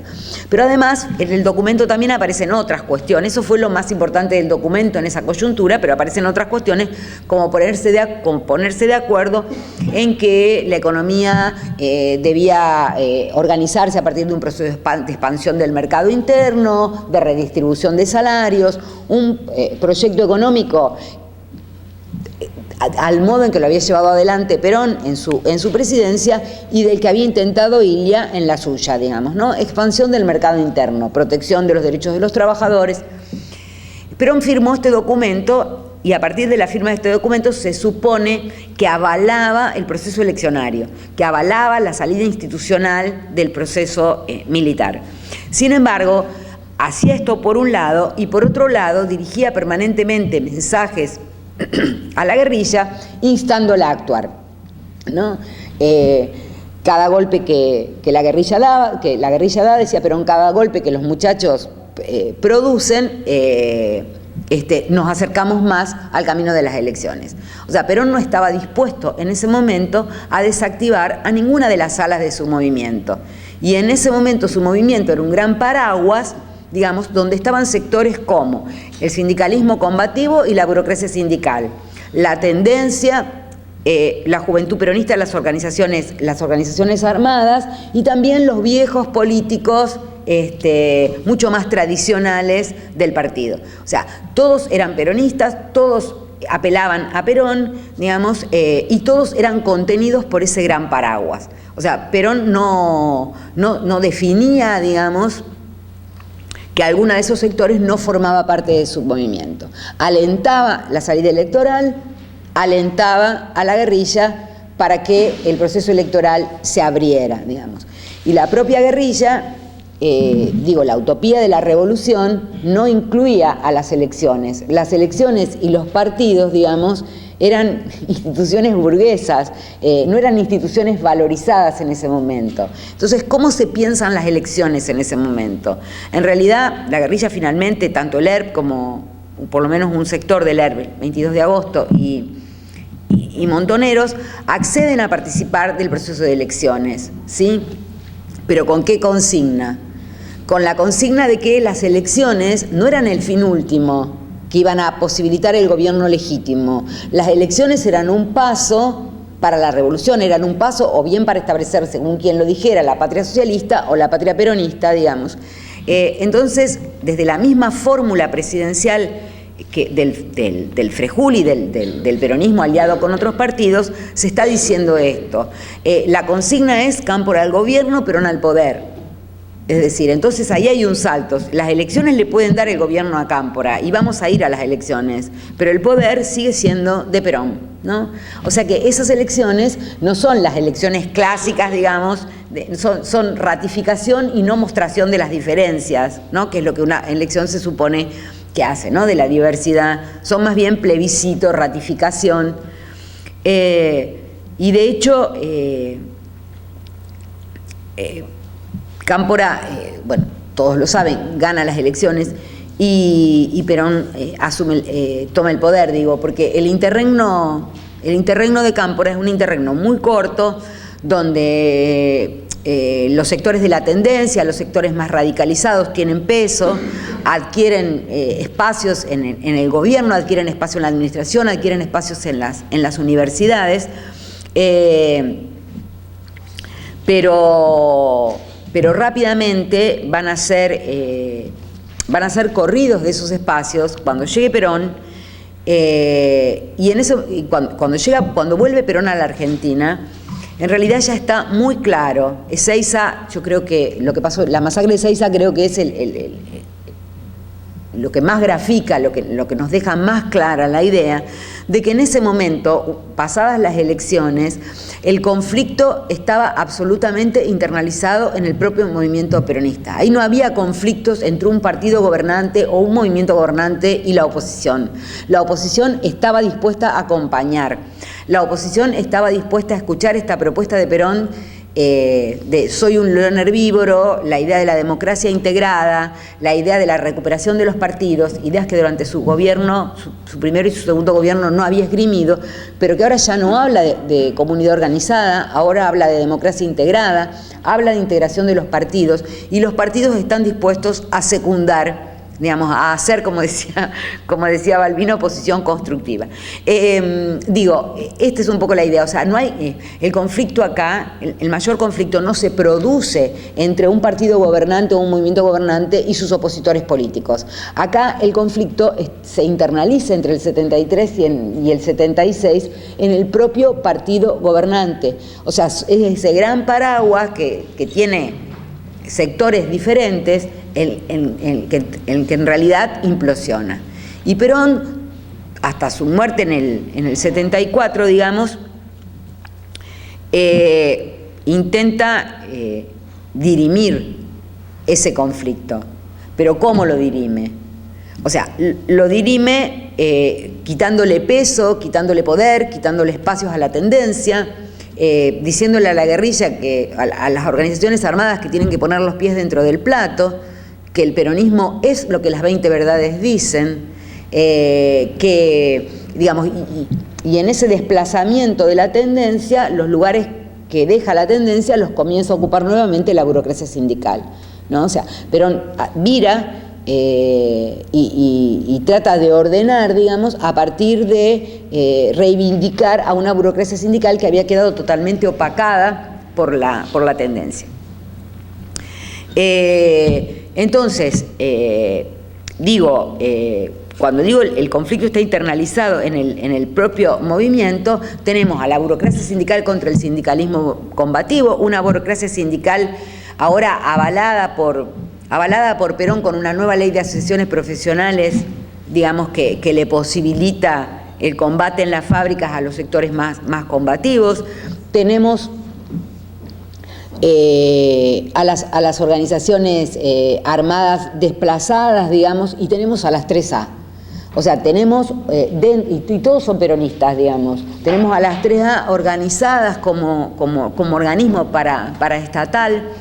Entonces tenemos un conflicto absolutamente abierto y una violencia absolutamente desatada en el marco de lo que se supone es un gobierno constitucional, ¿no? Y finalmente, creo, el dato fuerte es que en 1974 desaparece ese referente último, el único que hasta ese momento había aparecido como el que podía mediar, yo creo que ya no, pero digo, el que podía mediar el conflicto, el que había sido capaz de imponer el pacto, de imponerle a los sindicatos el pacto social con los empresarios, digo, el que había expulsado a los montoneros de la plaza sin mayores consecuencias inmediatas, digamos, pero desaparecido el referente último, lo que sigue a la muerte de Perón, es justamente... Digo, Isabel llega al gobierno con la intención de achicar aún más las fronteras del movimiento, ¿no? Esto que en ese momento se planteaba como peronizarlo, pero ¿qué quería decir peronizar al gobierno en ese momento? Quería decir ir cada vez más a la derecha, digamos, ¿no? Reducir el movimiento a su propio entorno, ¿no? Y digo, bueno, los hechos son conocidos, acá hay gente muy joven, pero digo, por referencias, ese es un momento de profunda debilidad institucional, es un momento de profunda crisis económica, porque en el marco de esa crisis institucional se suceden 5 ministros de Economía al hilo y ninguno puede, digamos, manejar las variables de la economía, ninguno puede manejar la inflación. Y por otra parte, la inflación es un tema que en algún momento hay que tocarlo, pero es un momento de puja corporativa, los sindicatos contra los empresarios, los sindicatos contra los sindicatos, digamos, y partidos políticos que no tienen claro por dónde pasa la salida, digamos, cómo defender una institucionalidad que por otro lado saben que no existe, ¿no? Por eso yo hablaba en algún momento de Estado diluido, o sea, hay un Estado que se diluye en la sociedad en un marco de violencia cada vez más creciente, digo. Y no es raro entonces la convocatoria en ese momento a los militares para que repriman a la guerrilla. Digo, la convocatoria a los militares para que repriman a la guerrilla se firma en el 75 y la firma el gobierno de Isabel, ¿no? El operativo Independencia se organiza en ese momento. Y de ahí al golpe, digamos, el paso es muy corto. Entonces, antes charlábamos acerca de las causas de los golpes, digo, ¿no? Acá era como la crónica de una muerte anunciada, es decir, hacía días que se esperaba que los militares tomaran el poder y buena parte de la sociedad vivió la toma del poder por los militares como un alivio. Lo vivió como un modo de poner un parate, de poner un paréntesis, de hacer una tregua con una situación de violencia que dejaba muertos en la calle, digamos, de una situación de violencia cada vez más creciente, ¿no? Esto no justifica el golpe, digo, pero es lo que de algún modo buena parte de la sociedad en ese momento sintió, porque tampoco sabía lo que les esperaba, pero digo, bueno, en ese momento los militares se presentan como los únicos salvadores posibles de la patria, digamos, frente al caos, ¿no? Y en realidad se trataba del caos, no es que los militares fueran los que podían salvar a la patria, pero el caos estaba. Entonces el golpe del 76 forma parte de un repertorio que conocemos, es un golpe y la historia argentina tiene muchos de ellos. Es decir, la resolución de una crisis política en manos de los militares no es inédito para la historia argentina. Lo que sí es inédito del 76 y tampoco, y por algo tampoco este proceso, este movimiento asume el nombre de revolución, sino de proceso de reorganización nacional. Digo, lo que sí es inédito es el nivel de destrucción, ¿no? Bueno, de muerte, de desapariciones, de tortura, de campos de concentración, de grupos de tarea. Y acá sí el conflicto de legitimidades es un conflicto absoluto, porque la lógica amigo-enemigo, esa lógica, ese conflicto de legitimidades que atraviesa culturalmente a toda la historia argentina, que la atraviesa en los años del radicalismo y en los años del peronismo, en este momento está absolutamente exacerbado, pero está exacerbado, digamos, porque deja de ser discursivo el enfrentamiento, digamos, porque el enfrentamiento se dirime a partir de desaparecer personas, ¿no? De eliminar físicamente al enemigo. Entonces, ¿qué es lo que se propone el gobierno militar? En principio, tanto en el discurso de los militares como de Martínez de Hoz, que va a asumir el Ministerio de Economía en ese momento, es un discurso que plantea que hay que terminar con la Argentina que se organizó a partir de los años 30. ¿Qué Argentina es la que se organizó a partir de los años 30 y se consolidó en los años del peronismo? En principio es la Argentina industrial, ¿no? Pero ¿de qué tipo de industria? Es una Argentina industrial que nunca pegó el salto. Es una Argentina industrial que no salió de la sustitución de importaciones, es decir, cuya industria no es competitiva hacia afuera, cuya industria solo subsiste, digamos, subsidiada por el Estado, y como está orientada absolutamente hacia adentro, no puede competir hacia afuera, depende de las divisas que entran vía exportación de los productos agropecuarios para subsistir. Esa es esto, que es así, es como lo plantean los militares en el 76, digamos, dicen, es lo que tiene que terminar. Es decir, la industria, si va a subsistir, tiene que competir, ¿no? Lo que pasa, ¿qué otras cosas se organizaron en esta Argentina de los años 30, a partir de los años 30 hacia adelante, y se consolidaron con el peronismo? Se fue consolidando un Estado intervencionista a partir de los 30 y que además en los años del peronismo asumió la intervención social. Fue creando un estado de bienestar caro, digamos, un estado que empezó a gastar recursos en educación, en salud, etcétera, etcétera. Digamos, un estado ampliado, un estado agrandado. O sea, hay que terminar con esta forma de organización de industria no competitiva y subsidiada. Hay que terminar con el Estado grande, hay que achicar el Estado. El Estado tiene que intervenir lo menos posible, digamos, tiene que desaparecer y ser reemplazado por el mercado. Hay que terminar con el populismo. Esto es lo que decían los militares y Martínez de Hoz en el 76. Hay que terminar con la Argentina, pero no con la Argentina del 73-76. Hay que terminar con la Argentina, con la matriz con que la Argentina se constituyó a partir de los años 30. Hay que terminar con la puja corporativa, hay que terminar con la puja entre empresarios y sindicalistas, domesticando, disciplinando esa puja. O sea que lo que está planteando el gobierno militar en el 76 es un doble disciplinamiento. Disciplinamiento de la sociedad por el terror y disciplinamiento de la sociedad por el mercado, ¿no? Y ahí terror y mercado, digamos, marchan juntos en la perspectiva del proceso militar. El gobierno militar fracasó, pero digo, fracasó, logró erradicar a la subversión, como ellos planteaban, fracasó en achicar el mercado, es decir, en realidad no retiró al Estado, en realidad la deuda, la herencia de endeudamiento, digamos, agrandó al Estado más que achicarlo.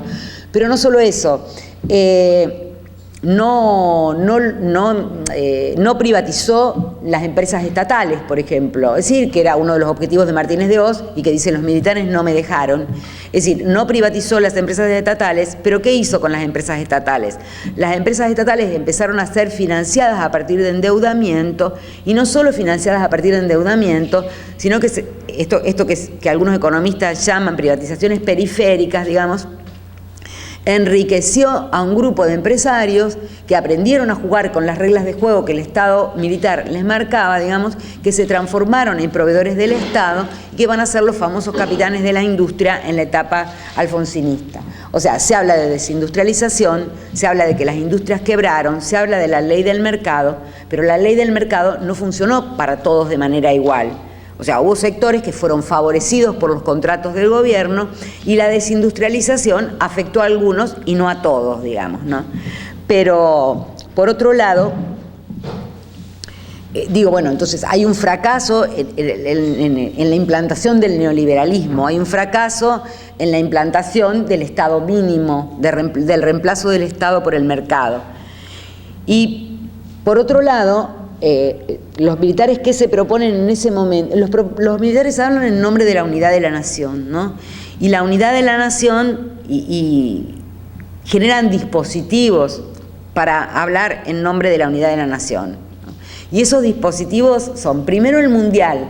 O sea, el Mundial del 78 funciona como un dispositivo de legitimación para militares que quieren presentarse como los que están uniendo a la nación. También el conflicto con Chile, o sea, la exacerbación del conflicto con Chile tiene que ver con esto, ¿no? Con legitimarse a partir de la unidad de la nación. Pero el último y más cruel, digamos, de estos dispositivos es Malvinas. O sea, Malvinas, que es la frontera, digamos, que es la liquidación del gobierno militar, en realidad fue utilizado exitosamente como dispositivo de legitimación del gobierno. O sea, fue la derrota lo que en todo caso hizo que el gobierno colapsara, pero no la declaración de la guerra, ¿no? Este sistema, estos dispositivos, digamos, armados por el gobierno militar, hacia adelante, o sea, ¿cuál es la herencia? Además del horror, de las muertes, digamos, la herencia con la cual van a tener que lidiar después los gobiernos del 83 en adelante, digamos. Claramente el endeudamiento, o sea, claramente el hecho de que el Estado se haya hecho cargo de la deuda privada, claramente la destrucción del sistema productivo, la desocupación, es decir, todas estas cuestiones condicionan hacia adelante a todos los gobiernos, digamos. Una deuda que no se puede pagar, un Estado que debe apelar una y otra vez a los organismos internacionales para poder lidiar con la deuda, organismos internacionales que exigen más de lo que la sociedad está dispuesta a aceptar en términos de ajuste y de restricciones. Bueno, el círculo que todos ustedes conocen, ¿no? Y ese es uno de los nudos que habría que seguir, que yo no lo voy a seguir, pero que habría que seguir para adelante, digamos, para pensar la Argentina después del 83. La otra cuestión es que los analistas de las transiciones de los años 80 en América Latina dicen que el hecho de que el gobierno militar se haya derrumbado, o sea, haya terminado colapsando y no haya sido por presiones de la propia sociedad ni una transición más ordenada, sino que fue una transición por derrumbe o por colapso, digamos. Por un lado fue buena porque, bueno, le dio un corte al gobierno militar y debilitó a los militares en ese momento, pero por otro lado complicó las cosas hacia adelante, ¿no? Esta es una hipótesis que los politólogos que trabajan esta idea de la transición tienen, y es que este colapso, este derrumbe, lo que imposibilitó, lo que no permitió, fue una discusión, digamos, de la sociedad y sobre todo de los partidos políticos que se hayan puesto de acuerdo sobre algunos elementos básicos para llevar adelante la transición. Es decir, en el caso argentino, la multipartidaria que se había consolidado previamente no tuvo peso, digamos. La discusión de la multipartidaria fue una discusión que tenía que ver solo con cómo se iban a llevar adelante las elecciones, pero no discutió problemas de fondo, los partidos en ese momento discutieron tal vez internamente, pero no se pusieron de acuerdo para una discusión más general en torno a algunas cuestiones que podrían haberse consensuado en torno a cómo operar hacia adelante para salir de la herencia terrible que estaba dejando el proceso. O sea, el colapso, el derrumbe impidió, dicen algunos politólogos, este debate que hubiera posibilitado mayores acuerdos, mayor gobernabilidad en el momento que el gobierno civil se hacía cargo, ¿no? Bueno, son hipótesis. Si hubiera sido mejor o no, no lo sé. De hecho, esto no se produjo, digamos. No hubo acuerdos acerca de los grandes temas, digamos, con los cuales la Argentina tenía que enfrentarse al asumir el gobierno los civiles, ¿no? Y bueno, para charlar un poco acerca de este periodo de la transición, digamos, que se abre en el 83 y que yo voy a cerrar en 2001, yo al principio les decía que la Argentina del siglo XX es una sucesión de ciclos de ilusión y desencanto, ¿no? Los reformadores del 12 se desencantaron con Irigoyen, los nacionalistas con Uriburu, las Fuerzas Armadas que participaron del gobierno peronista terminaron golpeando. ciclos donde la revolución que parecía a la vuelta de la esquina terminó como terminó, digamos, la idea de que la revolución podía cambiar las cosas. Yo pienso que donde esto está más claro es en el 83. O sea, en el 83 se transita de un gobierno militar, y no de cualquier gobierno militar, a un gobierno, a un régimen democrático y republicano, ¿no? Un Estado de Derecho. Se vuelven las libertades civiles, se intenta fortalecer las instituciones. 1983 en ese sentido es una frontera fuerte. Yo ayer les decía, una frontera entre la muerte y la vida, porque de hecho esto es así. Y esta frontera, esta necesidad de defender la vida frente a la muerte, me parece que fue lo que unificó a los actores políticos, que fue lo que unificó en la defensa de las instituciones. Es decir, la defensa de las instituciones nunca se había dado de este modo en la Argentina previa, digamos, ¿no?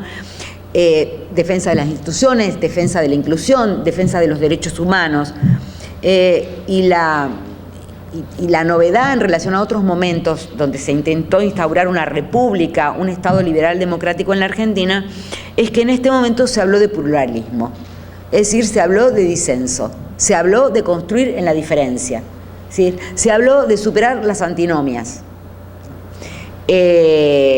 No importaba que no se pensara igual, de todos modos se podía construir juntos. Y ese fue, me parece, el discurso que le posibilitó a Alfonsín ganar las elecciones. O sea, me parece que ese fue el discurso que la sociedad quería escuchar, y ese fue el discurso que Alfonsín emitió, aún releyendo la historia de su propio partido, ¿no? En ese momento Alfonsín planteaba que si Irigoyen había planteado en algún momento la dicotomía causa-régimen, digamos, como una dicotomía irreversible, amigo-enemigo, dice, lo había hecho en una coyuntura muy específica donde había que vencer, etcétera, etcétera, etcétera, pero que cualquier radical que lo planteara de ahí para adelante cometía pecado de soberbia. Es decir, que había que defender el pluralismo. Es decir, encontró el discurso que la sociedad argentina en ese momento necesitaba, y eso fue lo que le posibilitó el triunfo sobre el peronismo, digo, ¿no? Sobre todo un peronismo que había quedado muy atado, muy entrampado, digamos, a un pasado violento, digo, había quedado como muy pegado, digamos, y un peronismo que en ese momento no tuvo la agilidad que tuvo en otros, digamos, para reconvertirse, de reconvertirse en otra cosa, digamos, ¿no? Sus liderazgos eran liderazgos poco aceptados, digamos. La campaña la bancó el sindicalismo porque era el que tenía los medios y los recursos, y fue el sindicalismo el que colocó a la mayor parte de los candidatos, digo. Alfonsín en el medio denuncia el pacto sindical militar, es decir, el peronismo queda atado al pasado de violencia, queda atado al periodo violento del 73-76, y no logra reconvertirse, pero sí logra reconvertirse después de la derrota. Digo, sí comienza a aceptar que las instituciones son importantes y que hay que transformar, no abandonar el movimiento, pero sí institucionalizar un partido a partir de la renovación, ¿no? Lo que pasa es que la renovación tiene muy corto vuelo, digamos. Este intento renovador fracasa muy rápidamente, digo. Cuando en el 88 Cafiero, Menem le gana las internas a Cafiero, digamos, se termina con la renovación, ¿no?, del peronismo. Entonces, bien, me pierdo, pero digo, la novedad entonces, el pluralismo, y por otra parte, digo, la apuesta a construir la diferencia, pero también la apuesta de que la democracia todo lo podía, ¿no? De que la democracia era como, con la democracia se come, con la democracia se educa. Digo, y ahí lo que yo les planteaba ayer a los santafesinos es que la apuesta fue desmesurada. Hubo mucho de voluntarismo político, pero la magnitud de esa promesa, digamos, de reconstitución de un sistema sin antinomias, de un sistema donde los actores se autodepuraran, donde en la perspectiva del alfonsinismo los militares iban a autodepurarse, los sindicatos iban a democratizarse internamente. Digo, la ley Mucci fracasó porque los peronistas no la votaron y el sindicalismo fue a elecciones internas con las mismas reglas con las que venía haciendo sus elecciones internas. Los militares intentaron demostrar que todavía conservaban cierta capacidad de presión y no autodepuraron sus cuadros. Digo, en términos de derechos humanos, el gobierno había prometido, digo, juzgar según niveles de responsabilidad. Digo, esa promesa era amplia en relación a Luder, que estaba aceptando la ley de autoamnistía. Sin embargo, después de los juicios, después de develado el horror, después de conocida la sociedad lo que había pasado, nadie se conformó con juzgar según niveles de responsabilidad. Digo, y la importancia, la enorme importancia que tuvieron para las sociedades argentinas esos juicios, quedaron opacados. Y quedaron opacados por lo que vino después, quedaron opacados por la obediencia debida, quedaron opacados por el punto final, porque la sociedad cada vez empezó a exigir más, cada vez tuvo más demandas, cada vez quiso más en función de derechos, en función de garantías, en función de defensa de los derechos humanos, digamos. Y entonces la desilusión fue tan grande como la promesa. O sea, la sensación de fracaso de un gobierno que de todos modos había hecho los juicios digo, sin embargo, la sensación de fracaso fue enorme, fue tan grande como la promesa. Ese ciclo sí fue un ciclo donde hubo una enorme ilusión y después un profundo desencanto, ¿no? Y digo, y ese profundo desencanto se selló con la hiperinflación. O sea, si 1983 fue una frontera, digamos, una frontera marcada por la Guerra de Malvinas, donde el dato de esa frontera es la Guerra de Malvinas, la hiperinflación y 1989 es la otra frontera fuerte. Y si el 83 posibilitó el discurso del pluralismo, si el 83 posibilitó el discurso de la República y revalorizó como régimen a la democracia y a las instituciones que no se valorizaban desde muchos años atrás, digo, si esto fue posible, si el 83 permitió la valorización de la democracia, el 89 como frontera, la hiperinflación como frontera, implicó otras aceptaciones. Me parece que eso fue lo que posibilitó a Menem, digo que fue lo que posibilitó las reformas estructurales y que fue lo que posibilitó después sostener largamente, mucho más allá de lo que se hubiera necesitado la convertibilidad, digamos, en función de no volver a lo anterior. O sea, si las instituciones y la democracia se valorizaron en función del horror precedente, las reformas estructurales, la convertibilidad, el que la inflación haya cejado, digamos, se transformaron en cosas que no debían ser cuestionadas, digamos, porque no se podía volver atrás. ¿Sí? La cosa de Menem, yo el caos, digamos, tenían que ver con esto. O sea, ¿cómo colocamos a Menem en esta transición? Bueno, Menem claramente se alejó de la tradición republicana. Menem recuperó, ayer que una de las preguntas era si la relación entre peronismo y menemismo es Menem peronista.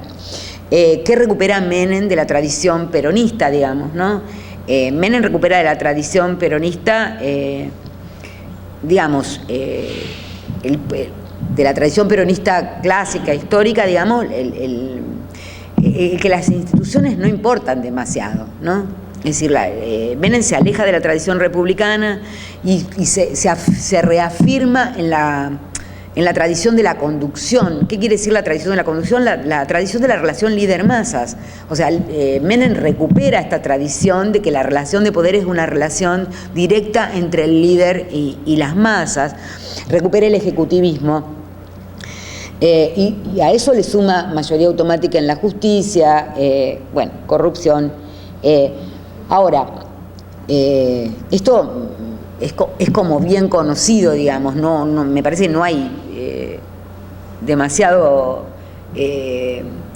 sobre esto en términos de cómo Menem se coloca en la tradición republicana y cómo utiliza el pragmatismo, digamos, de decir Perón hubiera hecho lo mismo, para decir, bueno, si Perón hubiera estado en esta coyuntura, lo que da es el consenso de Washington, no hay otra, es el neoliberalismo. Ahora, digo, esto lo logró sin contestaciones sociales. Esa es la gran paradoja del menemismo. O sea, lo que hay que pensar, me parece, del menemismo es cómo logra Menem construir consenso, o sea, cómo logra construir poder, cómo logra construir consenso para evitar el conflicto social, para evitar la contestación social después de las reformas estructurales, de las privatizaciones, pero no solo, ni no tanto de las reformas estructurales de las privatizaciones, de la ley de flexibilización laboral, es decir, y cómo ganan las elecciones en el 95, cuando ya estaban claros los síntomas de la pobreza, la desocupación, digamos, el desfinanciamiento, ¿no? Es decir, tanto lo logra sin contestaciones sociales que en 1999 ninguno de los partidos en la lisa, o son muy pocos, los que dicen hay que salir de la convertibilidad, ¿no? Es decir, ¿por qué no hubo contestaciones sociales? Menem logró disciplinar al partido. Entonces, cuando preguntan, ¿Menem es peronista? ¿Y el partido?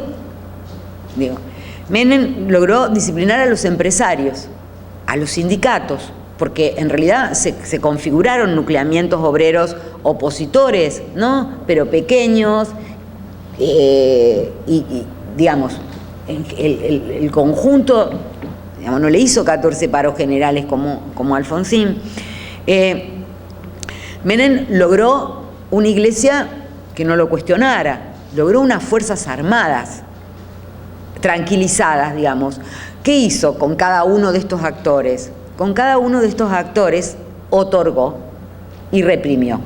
O sea, utilizó, yo les decía ayer, Marcos Novaro, un politólogo, dice, utilizó el sistema del palo y la zanahoria. Sí, utilizó los dos sistemas a la vez. A las Fuerzas Armadas descabezó el carapindadismo después de haber negociado con el carapindadismo, fortaleció a la cúpula y fortaleció a la cúpula otorgándole los indultos. O sea, y generó para las Fuerzas Armadas misiones diferentes, digamos, en los organismos de paz y en lo que fuere. Con la Iglesia se comprometió a no discutir determinadas cuestiones. Con los sindicatos, hay analistas del sindicalismo en esa época que hablan de mercantilización del sindicalismo, ¿no? Es decir, con los sindicatos negoció a partir de las privatizaciones, por ejemplo, lugares para los sindicatos en las privatizadas, ¿no? Y en las AFJP, y digamos, y fue logrando mercantilizar aún la actividad sindical, ¿no? Otorgó beneficios con los gobernadores, es decir, negoció con los gobernadores recursos y los gobernadores radicales terminaron siendo gobernadores menemistas, digamos, en el momento en que se está discutiendo si reforma constitucional sí o reforma constitucional no, los gobernadores radicales están ahí, digamos, generando diferencias al interior de su propio partido en apoyo a Menem, digo. Entonces, esto es también novedoso en este momento, o sea, no que la tradición republicana no haya funcionado, que todo eso, digamos, tenemos una larga historia, pero digo, la ausencia de contestación social realmente está hablando de una construcción de poder y una construcción de consenso, por lo menos que llama la atención y que hay que tener en cuenta, ¿no? Es más, la reacción entonces contra el menemismo no vino de la convertibilidad, digamos, no vino del modelo económico, digo, la reacción que estuvo en la base de la Constitución de la Alianza Fue una reacción que vino del lado de la depuración de las instituciones, que vino del lado de la depuración de las prácticas, que fue un discurso anticorrupción, digamos, que, a ver, defensa de las instituciones, racionalidad, transparencia, proyectos para reformar el sistema electoral, para reformar la cuestión del financiamiento de los partidos, para reformar en general las instituciones y otorgarles mayor peso. Digo, esta fue la apuesta de la Alianza. Nuevamente fue ilusionante. Digo, nuevamente volvimos a pensar que el sistema político podía ser depurado, que podíamos reformar algunas cuestiones que tenían que ver con las instituciones, que podíamos pensar en espacios plurales, digo, y acá el ciclo fue mucho más corto. O sea, acá realmente el ciclo de la ilusión duró bien poco, digo. ¿Cuáles son las causas? No sé, a ver, desaciertos económicos, presiones de los organismos internacionales, ineptitud del presidente, fragilidad en la propia constitución de la coalición gobernante. No había coalición gobernante en determinado, no hay vértice, una coalición gobernante con un vértice que no funciona.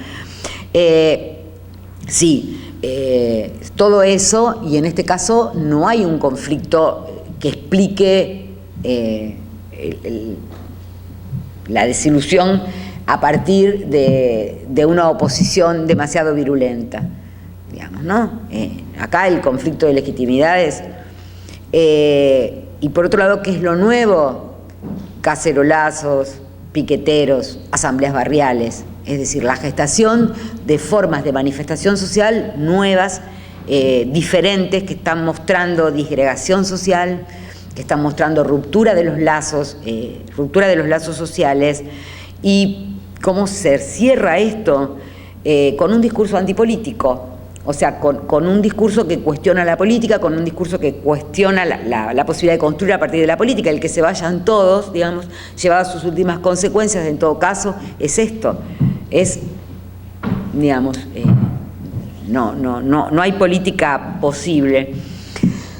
Sin embargo, estamos acá. Sin embargo, digo, hay una asamblea legislativa que salvó la continuidad institucional. Hoy me preguntaban el golpe. Digo, ahí la situación final del gobierno de la Alianza no se dirimió a partir de Fuerzas Armadas que se presentaron como las salvadoras de la patria. O sea, indudablemente entre 1983 y 2001 hubo aprendizajes, hubo fortaleza de las instituciones, hubo una mayor fortaleza a pesar de todo de las instituciones, y hubo, digamos, actores que fueron modificando sus conductas. O sea, las Fuerzas Armadas no estaban en condiciones, porque no iban a tener apoyo de nadie en ese momento para plantearse tomar el gobierno. Fue la Asamblea Legislativa la que salvó la continuidad de una legitimidad débil, pero una legitimidad que si no hubiera estado presente, digamos, hubiera derivado en un golpe, ¿no?